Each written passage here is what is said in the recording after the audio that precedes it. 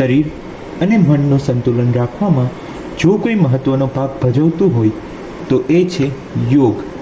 અને આ યોગના ફાયદા વિશે આપણે અનેક વખત સાંભળ્યું છે, પરંતુ જામનગરમાં એક એવા મહિલા છે જેને યોગના ફાયદાઓને સાક્ષાત અનુભવ્યા છે, મોટી બીમારીથી પણ રાહત મેળવી છે. અને આવો જાણીએ તેમના જ મુખેથી.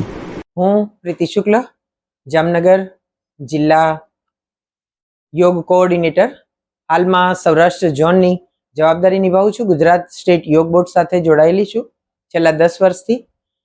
સાથે સાથે યોગ માટે જો વાત કરીએ તો યોગ છે એ રોગને ભગાવે છે, એ સૂત્ર છે એ મેં ખુદ સાર્થક કરેલું છે, સિદ્ધ કરેલું છે. કારણ કે આજથી 22 વર્ષ પહેલાં મારી યોગની જર્નીની શરૂઆત થઈ હતી. 22 વર્ષ પહેલાં જામનગરની અંદર આવી અને અનેક રોગ મારા શરીરની અંદર પ્રવેશ્યા. એના કારણે મારા શરીરની અંદર 5 અલગ અલગ મેજર ઓપરેશન થયા. એ ઓપરેશનના 15, 25, 24 એવા સ્ટીટીસ આવ્યા છે. એના કારણે મારો ઇમ્યુનિટી પાવર સાવ ડાઉન થઈ ગયેલો. હિમોગ્લોબિન સાવ 5 થી 6% રહેતું હતું. સતત અશક્તિ, તાવ અને આળસ શરીરની અંદર હતી. તો કોઈ કામ કરવાનું મન ન થાય. સતત સંસારી છીએ, સતત કામની જવાબદારી હોય, સતત દવાઓથી સવારથી સાંજ રોજની 10 થી 12 ગોળીઓ હું ખાતી હતી. ત્યારબાદ મને સ્વામી રામદેવજી મહારાજનો પરિચય થયો અને સ્વામીજીને ટીવી ઉપર, આસ્થા ચેનલ ઉપર જોયા બાદ યોગ કરવાની ઈચ્છા થઈ. અને એ યોગ કર્યા બાદ સ્વામીજી પાસે હરિદ્વાર ટ્રેનિંગ લેવા ગઈ અને 5 દિવસની ટ્રેનિંગ લીધા પછી જામનગરની અંદર આવી અને એક યોગ વર્ગ શરૂ કરવાની ઈચ્છા થઈ. એટલે એ યોગ વર્ગ શરૂ કર્યા પછી 15 દિવસની અંદર જ મારી બધી જ દવાઓ બંધ થઈ ગઈ. કારણ કે યોગથી ઇમ્યુનિટી પાવર મારો 15 દિવસની અંદર એટલો સ્ટ્રોંગ થઈ ગયો કે 15 દિવસમાં મને એમ ન થયું કે હું એક પણ ગોળી ખાઉં.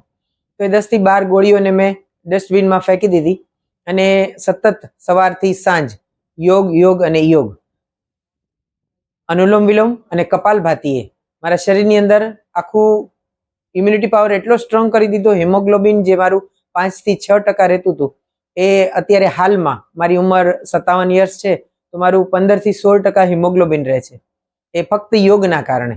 સતત સવારે 1 કલાક યોગ કરી લઉં છું અને લોકો માટે સતત દોડવાની ઈચ્છા થાય છે કે સૌરાષ્ટ્ર ઝોનના અત્યારે 3 જિલ્લા સંભાળું છું. એની અંદર સતત પ્રવાસ દરરોજનો, છતાં પણ થાક નથી લાગતું. ગામડાના છેવાડાના માનવી સુધી આપણે પહોંચી અને યોગને પહોંચાડવાનો પ્રયાસ કરું છું.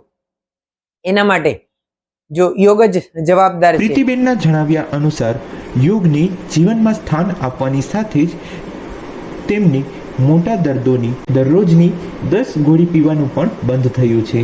સાથે જ તેમને રામદેવજી મહારાજને ટીવીમાં જોયા બાદ યોગ કરવાનો વિચાર આવ્યો. અત્યાર સુધીમાં તેમની પાસેથી ટ્રેનિંગ લઈ લગભગ 3000 લોકો યોગ ટ્રેનર બન્યા હોવાનું પણ પ્રીતિબેને જણાવ્યું હતું.